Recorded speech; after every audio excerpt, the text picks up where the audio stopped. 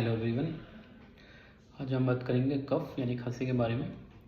खांसी को अगर हम डिवाइड करें तो उसको 3 टाइप से हम डिवाइड कर सकते हैं, जैसे कि acute cough, subacute cough and chronic cough. खांसी अगर लेस देन 3 वीक्स की हो तो उसे एक्यूट कफ कहते हैं। 3 to 8 वीक्स के बीच की खांसी को सब एक्यूट कफ बोलते हैं और मोर देन 8 वीक्स वाली खांसी को क्रॉनिक कफ बोलते हैं। इन तीनों खांसी के अलग अलग रीजंस होते हैं, अलग अलग बीमारियाँ